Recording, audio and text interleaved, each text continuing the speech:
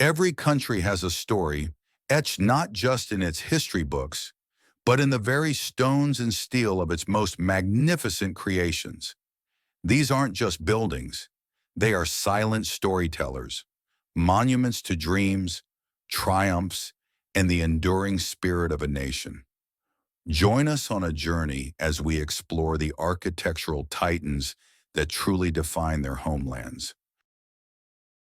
In the heart of Paris, rising 300 meters into the sky, stands a structure that once sparked outrage, inspired awe, and ultimately became one of the most enduring icons of human ingenuity, the Eiffel Tower. But behind its elegant lattice of iron lies a story of rebellion, brilliance, and transformation. This is not just a monument. It is a symbol of a nation, a marvel of engineering, and a witness to history. The year was 1884. Paris was preparing to host the 1889 Exposition Universelle, a world fair that would celebrate the 100th anniversary of the French Revolution. The French government issued a call for a spectacular centerpiece, something never before seen, something that would reflect the spirit of modern France. Maurice Couchelin and Émile Nouguier, two senior engineers working for the Eiffel Company, they envisioned a towering structure of iron that could rise above the Paris skyline. Working with architect Stephen Sylvestre, they brought the concept to life on paper. Their design was radical, a 300-meter open lattice iron tower. To many, it looked like nothing more than a grotesque skeleton. But Gustave Eiffel, the man whose name would become forever linked with the tower, saw something more. In 1885, Eiffel passionately defended the project, calling the tower a symbol of the century of industry and science. In 1887, construction began. It was a feat of engineering. Over 18,000 iron parts, 2.5 million rivets, and 300 workers brought the tower to life. Piece by piece, it climbed higher into the Parisian sky. Safety was paramount.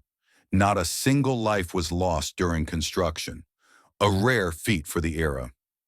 By March 31st, 1889, Gustave Eiffel himself ascended to the top, planting the French flag. The Eiffel Tower was completed, and it was the tallest man-made structure in the world. Over 2 million people came to the Exposition Universelle to marvel at this iron colossus. Yet not everyone was impressed. Many of Paris's leading artists and intellectuals condemned the design. Novelist Guy de Maupassant famously lunched in the tower's restaurant, claiming it was the only place in Paris where he couldn't see the dreadful structure. Despite his critics, the tower stood tall. Originally intended to be dismantled after 20 years, it found new life with the dawn of wireless communication. The Eiffel Tower became a crucial radio transmission hub. In 1910, it intercepted enemy communication during World War I, proving its strategic value. This new role secured its survival. Over the decades, it witnessed history unfold. During World War II, as Nazi forces entered Paris, the French cut the tower's elevator cables to keep Hitler from ascending. After the war, the tower became a beacon of hope and resilience. It embraced modern technology, adding lights, broadcast antennas, and even hosting daring stunts. Today, over 7 million people visit the Eiffel Tower each year. It remains the most visited paid monument in the world. But what gives the Eiffel Tower its enduring magic? Perhaps it's the contrast, a structure born of iron, yet so delicate in design. A monument once rejected, now embraced. A relic of the 19th century, still pulsing with 21st century life. It has starred in films, literature, music, and dreams. It has witnessed revolutions, world wars, and celebrations. And above all, it has become an inseparable part of Paris itself. The Eiffel Tower is more than just an architectural marvel. It is a testament to the power of vision, the endurance of art and science, and the timeless spirit of a city that dares to dream in iron and light. From criticism to glory, from controversy to love, the Iron Lady of Paris stands tall, not just above the skyline, but in the heart of the world. As we leave behind the iron marvel of Paris, the Eiffel Tower, we turn back the clock nearly 2,000 years to a different kind of monument. One not of soaring steel, but of enduring stone. In the heart of Rome, surrounded by the aroma of fresh espresso and the remnants of a once mighty empire, stands a colossal relic of history, a symbol of power, spectacle, and endurance. This is the Colosseum, an ancient marvel that has stood for nearly 2,000 years, echoing the grandeur of Roman civilization and captivating millions with its sheer magnitude. Known originally as the Flavian Amphitheater, the Colosseum was commissioned in AD 70 to 72 by Emperor Vespasian of the Flavian dynasty. It was completed in AD 80 by his son Titus and later modified by Domitian, the third of the Flavian emperors. This grand arena was constructed on the site of Nero's infamous Domus Aurea, or Golden House, a lavish palace built after the Great Fire of Rome in AD 64. By erecting the amphitheater here, the Flavian emperors symbolically returned the land to the Roman people, turning a space of imperial excess into one of public entertainment. In its prime, the Colosseum was a masterpiece of architecture and engineering. It could hold an estimated 50,000 to 80,000 spectators, with an intricate system of ramps, corridors, and staircases allowing for rapid entry and exit, an innovation far ahead of its time. Built from concrete, tuff, and travertine limestone, the structure reaches a height of 48 meters, or about 157 feet, with an elliptical footprint measuring 189 meters long and 156 meters wide. Its iconic outer wall was divided into 4 stories. The first 3 levels featured arched entrances framed by columns in the Doric, Ionic, and Corinthian styles. The top level, once adorned with large awnings, provided shade for the audience. But what truly defined the Colosseum wasn't just its form, it was its function. This was the epicenter of Roman entertainment. Gladiatorial combats, wild animal hunts, mock naval battles, and public executions were the spectacles of the day. Thousands of animals and humans met their fate on the sand-covered arena floor, cheered or jeered by crowds hungry for drama, violence, and heroism. The Colosseum wasn't just a place of games. It was a tool of propaganda. By staging grand events, emperors could distract the masses, display the wealth and power of the empire, and reinforce social order. It was here that stories of strength, sacrifice, and state supremacy were etched into the minds of Roman citizens. Yet as the empire declined, so did the Colosseum. By the 6th century AD, after centuries of earthquakes, stone robbing, and neglect, the amphitheater had fallen into partial ruin. Parts of it were repurposed as housing, workshops, and even Christian shrines. For a time, it was stripped for its valuable stones, its marble pilfered for other Roman buildings. Despite its battered history, the Colosseum never truly vanished. It stood, broken but proud, weathering centuries of change and turmoil. Fast forward to today, the Colosseum is a beacon of resilience and rebirth. Drawing over 7 million visitors each year, it remains one of the most visited monuments in the world.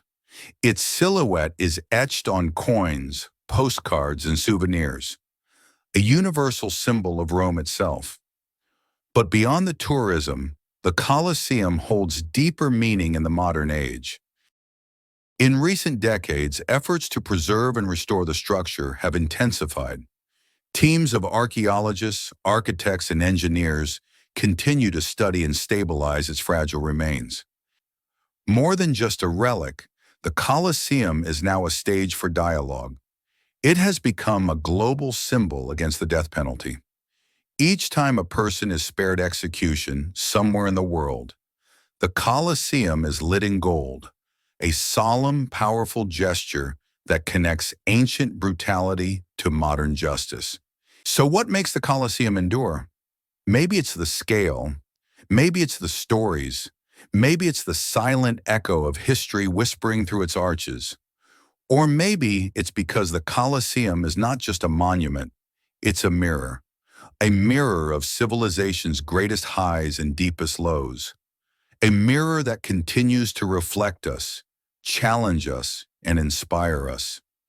From the roar of lions to the awe of modern tourists, the Colosseum has seen it all. And though centuries pass, it still stands, still watching, still waiting, still telling its story. From the stone arches of ancient Rome to the roar of the crowds that once echoed through the Colosseum, we've witnessed a monument born of power, conquest, and public spectacle. But now we journey east, far from the imperial ambitions of Rome, to a structure shaped not by war, but by love. It stands by the banks of the river Yamuna, serene, symmetrical, and shining in white marble, a masterpiece of architecture, a symbol of eternal love, and a whisper of an empire long gone. This is the Taj Mahal, not just India's crown jewel, but one of the most iconic monuments the world has ever known. The story of the Taj Mahal begins in the 17th century, during the golden age of the Mughal Empire. Emperor Shah Jahan, known for his refined taste and vision, ruled over a vast and flourishing realm. But beyond his throne and power, he held one treasure closest to his heart: his wife, Mumtaz Mahal. She wasn't just a queen, she was his confidant, his spiritual partner, and the mother of his children. In 1631, during the birth of their 14th child, Mumtaz tragically passed away. Heartbroken and grief-stricken, Shah Jahan vowed to build a monument unlike any the world had ever seen, a tomb that would be a tribute to their love and a sanctuary for her soul. That dream took the shape of the Taj Mahal. Construction began in 1632 and spanned over 2 decades. More than 20,000 artisans, craftsmen, and laborers from across the Mughal Empire, and even from distant lands like Persia, Central Asia, and Europe, were brought to Agra. The chief architect, believed to be Ustad Ahmad Lahori, orchestrated a design that combined elements of Persian, Islamic, and Indian architecture. At its heart stands the mausoleum, a symmetrical white marble structure crowned with a grand dome that rises over 240 feet into the sky. 4 slender minarets flank each corner, designed with a slight outward tilt so they wouldn't fall on the main tomb in case of an earthquake. But the beauty of the Taj Mahal isn't just in its size, it's in the details. The pristine marble surface is inlaid with delicate floral patterns, made of semi-precious stones like lapis lazuli, jade, and turquoise. This intricate technique is called pietra dura. Quranic verses are inscribed in black marble across its entryways, each one chosen to reflect themes of paradise, peace, and divine love. The Taj is more than a tomb. It's a complete complex.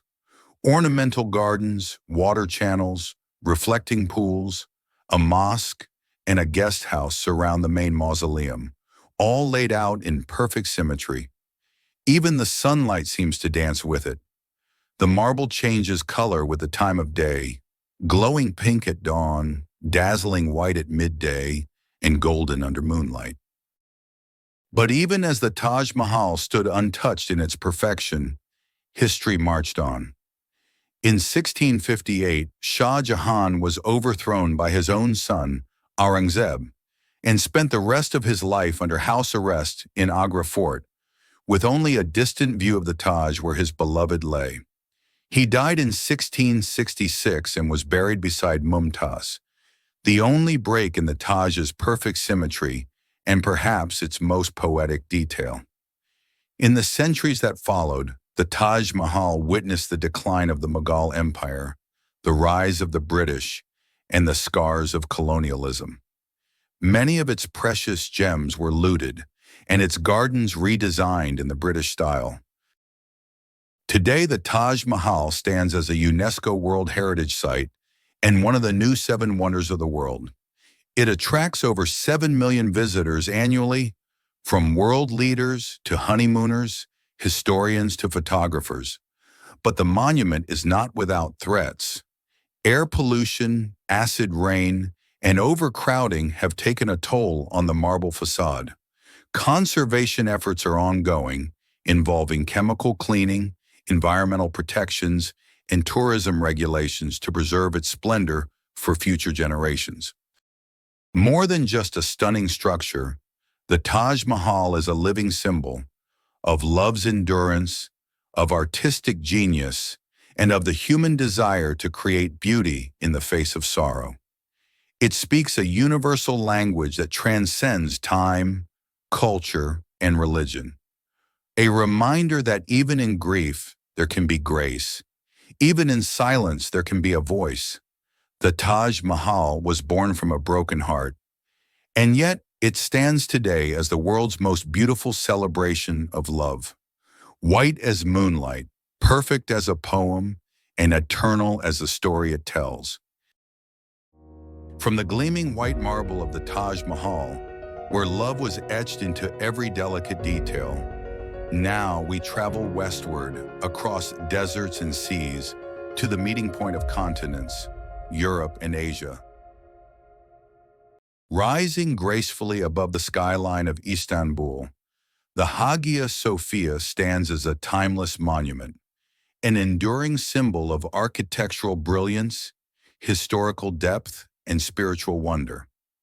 For nearly 1,500 years, this extraordinary structure has been at the crossroads of civilizations, bearing witness to the rise and fall of empires. This is the story of Hagia Sophia, a marvel of mankind. Our story begins in the year 537 AD, in the heart of what was then known as Constantinople, the capital of the Byzantine Empire. Commissioned by Emperor Justinian I, Hagia Sophia, meaning holy wisdom in Greek, was to be no ordinary building. After a previous church on the site was destroyed during riots, Justinian envisioned a structure that would surpass anything the world had ever seen. To achieve this, he summoned two men who were not traditional architects, but brilliant mathematicians and engineers, Anthemius of Tralles and Isidore of Miletus. What they created would redefine the very concept of sacred space. The construction of Hagia Sophia was completed in an astonishing 5 years and 10 months, a remarkable feat even by today's standards. On December 27, 537, it opened its doors, and legend has it that Justinian, awestruck by the final result, exclaimed, "Solomon, I have outdone thee." The design was revolutionary, a massive central dome, suspended seemingly in midair, soared over the nave. It measured over 100 feet in diameter and rose more than 180 feet above the ground. Ingenious structural techniques, including pendentives, allowed this massive dome to rest on 4 towering piers, giving the interior a heavenly glow and breathtaking openness. The building was adorned with marble columns, gold mosaics, and intricate carvings. Natural light flooded the space through a ring of 40 windows at the base of the dome, creating an almost mystical atmosphere. Today, Hagia Sophia stands not just as a building, but as a living timeline, a place where stone and art tell the story of civilizations. It has served as a cathedral, a mosque, and a museum. Through it all, its spiritual and cultural importance has never faded. Visitors from all over the world flock to experience its grandeur.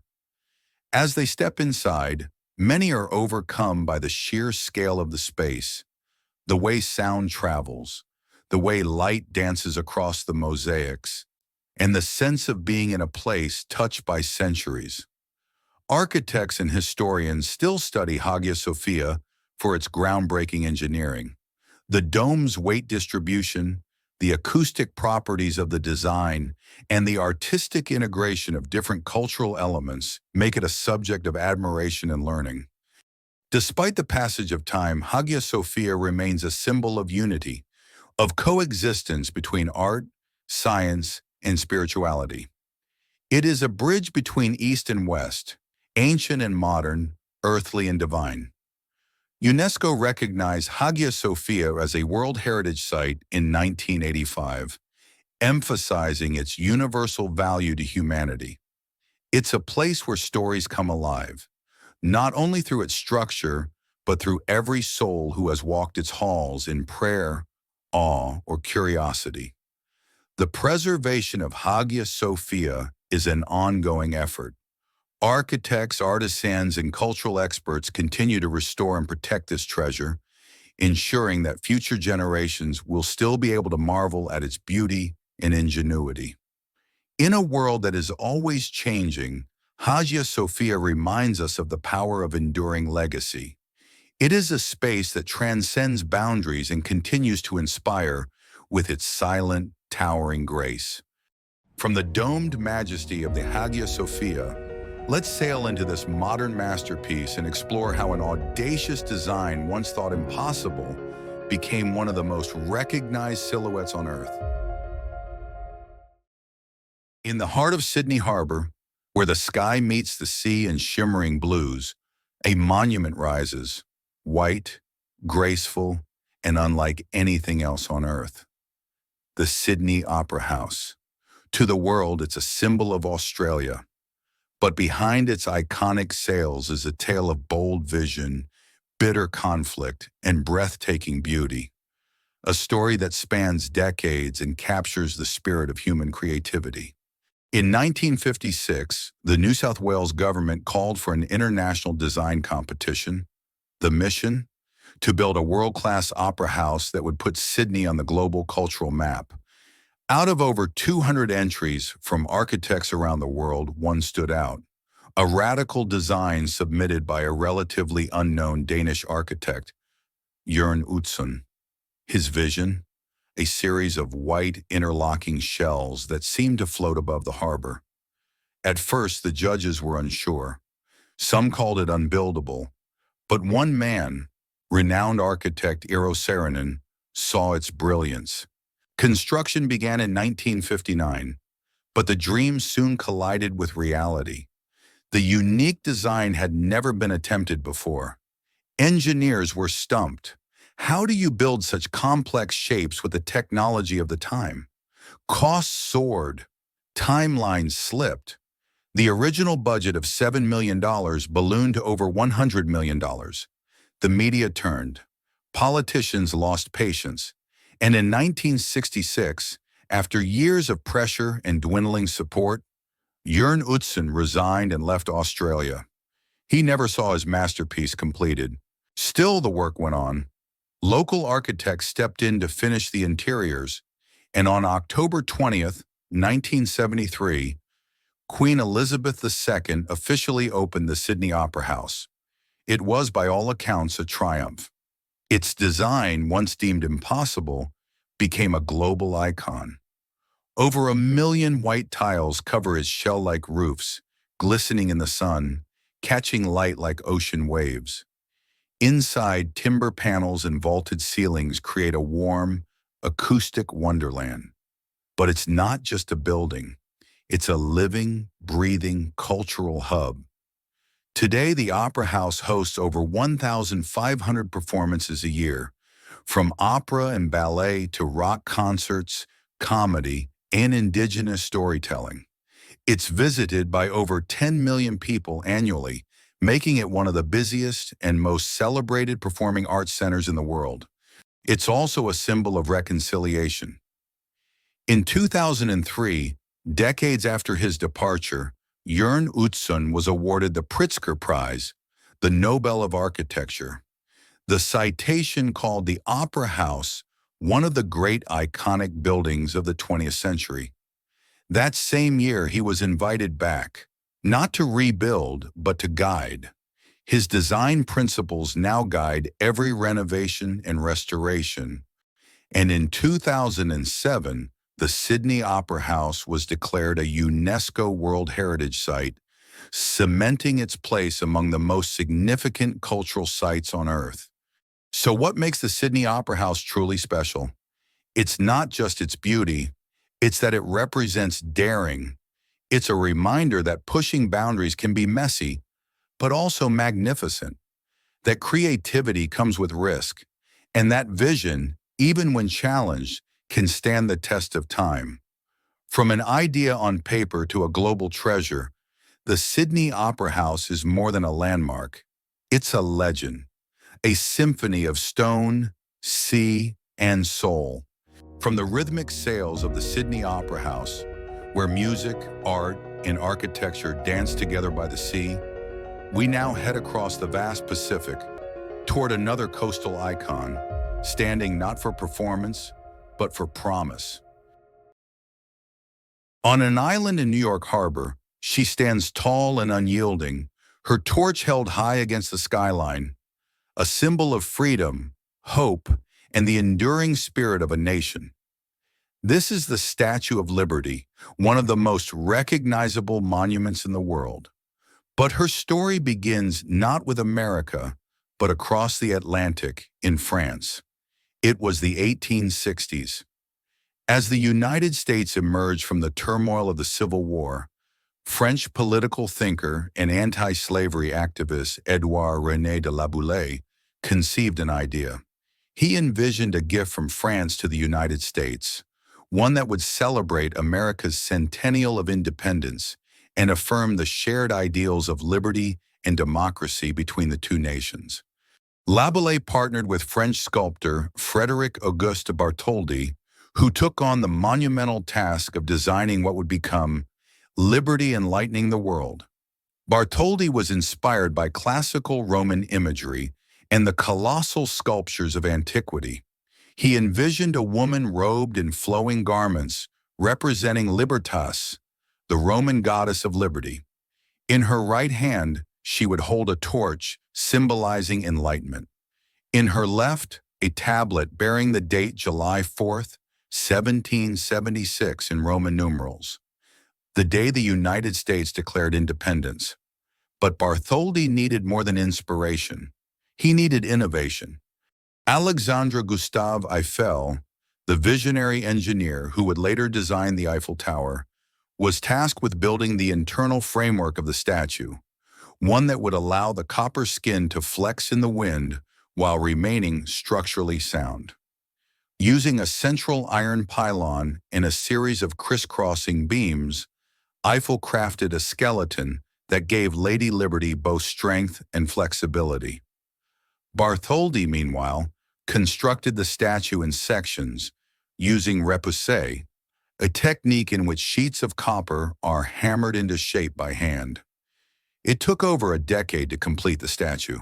In 1885, after years of fundraising and coordination, the disassembled monument arrived in New York aboard the French ship Isère. Publisher Joseph Pulitzer of the New York World initiated a fundraising drive to complete the project.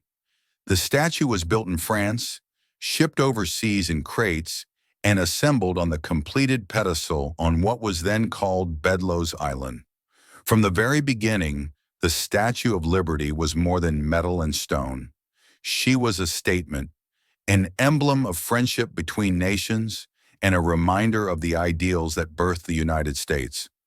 As waves of immigrants arrived in America, their ships passed by Liberty Island. For many, the statue was the first glimpse of the New World, a powerful symbol of the opportunity and freedom that awaited. Emma Lazarus's poem, The New Colossus, engraved on a plaque inside the pedestal, gave voice to this sentiment. Give me your tired, your poor, your huddled masses yearning to breathe free. Lady Liberty became the mother of exiles, welcoming generations who sought refuge and a better life. Today, the Statue of Liberty stands not just as an American icon, but a global one. Over 4 million people visit her each year, walking through the museum beneath her, climbing the narrow staircase into her crown, and looking out over the harbor as so many immigrants once did. Her image is everywhere, from postage stamps and license plates to films, art, and political movements. She has become a visual shorthand for freedom itself.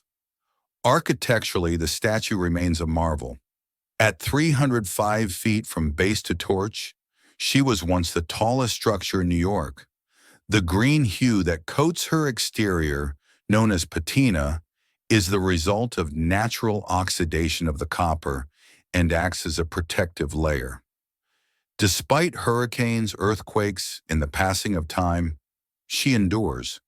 To a refugee fleeing persecution, to a child of immigrants seeing the statue for the first time, she means something deeply personal. To an artist, she is an inspiration. To a historian, a milestone in Franco-American relations. And to millions of Americans, she is home. And there you have it, a journey through some of the world's most iconic structures, each one a mirror reflecting the soul of its nation. Thanks for watching.